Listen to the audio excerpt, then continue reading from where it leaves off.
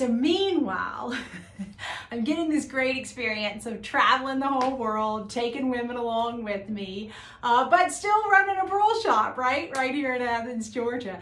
So my next big adventure was I started getting a children's catalog for just those beautiful, like, holiday dresses for little girls. Do you know what I'm talking about? Like the velvet dresses, the kind of dresses that women like me who only have boys are like, that's just like the prettiest thing ever, you know? So just like the beautiful dresses.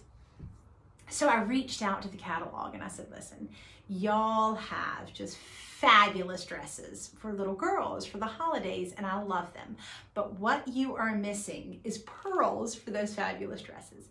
So that launched my kind of exposure to being in a large retailer. So up until that point, you know, I'm shown in America's Mart.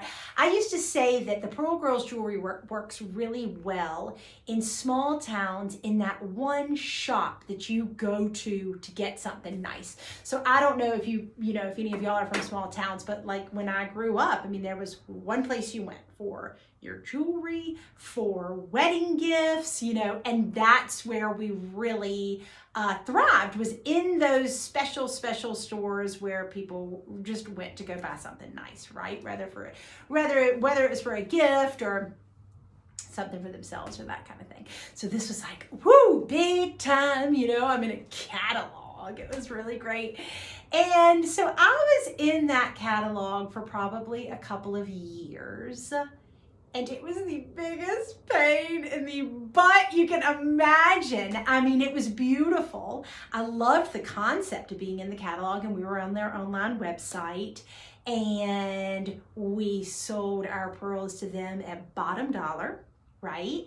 And the labor involved in labeling all the like how we packaged and then put in plastic bags, because we're basically shipping to a warehouse, you know? So, I mean, it just opened my mind to, this isn't like, oh, I'm packing up boxes and this is so fun and this beautiful little store in this town is gonna get this. Like, no, this is like somebody who's like barcode scanning type thing. Like, right, there had to be certain type of labels in certain positions, and the boxes had to be a certain size, and you open the box and it had to be packaged a certain way, and then it had to be in plastic bags, but the plastic bags had to be labeled with warnings, you know, about suffocation and all of that. And it was just like, and then, I mean, it'd be this big sale, but we wouldn't get paid for 3 months. Then they had the ability to delay payment up to 90 days. So it was like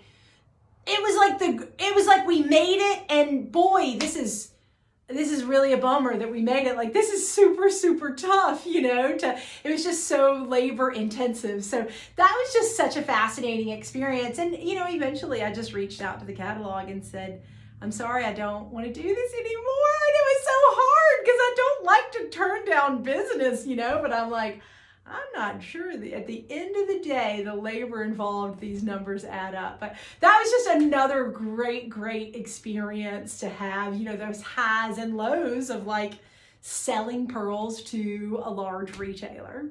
But the adventures continue.